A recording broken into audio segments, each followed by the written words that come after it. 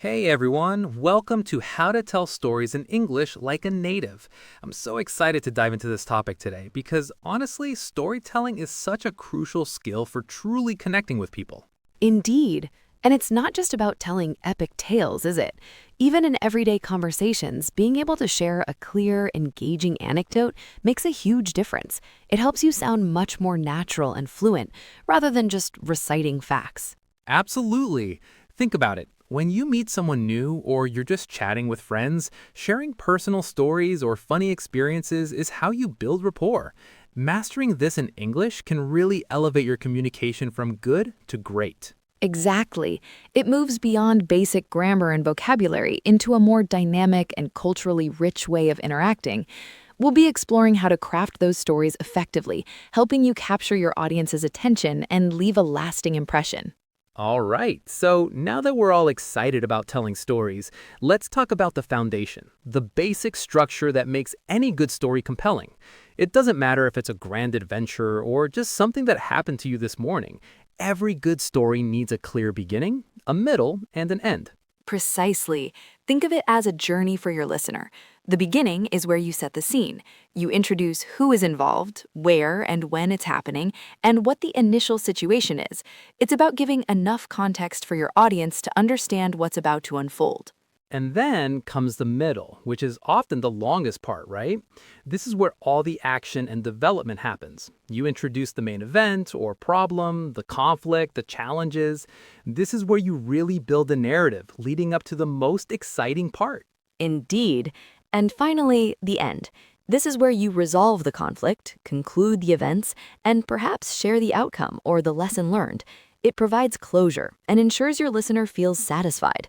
Keeping these three parts in mind will truly help structure your thoughts and make your stories much clearer. Okay, so we've got our story structure down, but how do we make sure people actually want to listen to the whole thing? How do we grab them from the start? That's an excellent point. The opening, or the hook as we often call it, is absolutely crucial. You need to capture your audience's attention in those very first few seconds. Totally. One fantastic way is to start with a question. For example, you could say, have you ever experienced one of those moments where time just seems to stand still?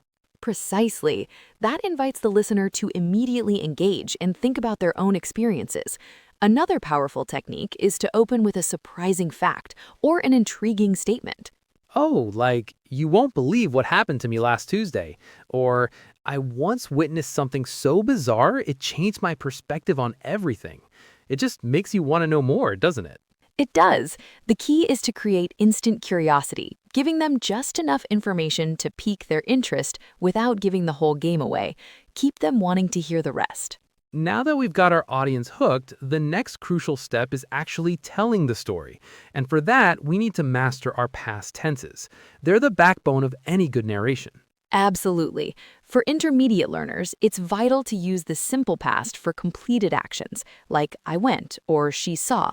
Then the past continuous comes in for ongoing actions in the past, setting the scene, like I was walking when I suddenly heard a noise. Right. And don't forget the past perfect for actions that happened before another past event. So I had already left when he called. It helps clarify the sequence of events and makes your story flow so much more naturally.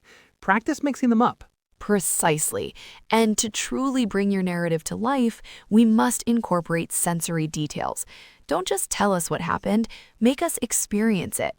What did you see, hear, smell, taste, or feel? Yes, instead of saying it was a dark street, try the flickering street lamp barely illuminated the slick, wet pavement.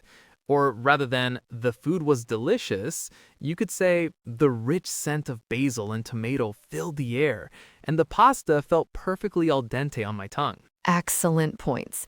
These vivid descriptions paint a picture in the listener's mind. They create an immersive experience, making your story unforgettable and much more engaging for a native speaker to listen to. It's about showing, not just telling. So, we've painted vivid pictures with our words, but how do we keep our listeners on the edge of their seats? It's all about building suspense. Precisely. A great way to build tension is to hint at what's coming without giving it away entirely. You might use phrases like, I had no idea then, but my day was about to take a dramatic turn. Or, little did I know, this seemingly innocent conversation would change everything. Ooh, I love that. It instantly makes you want to know what happens next.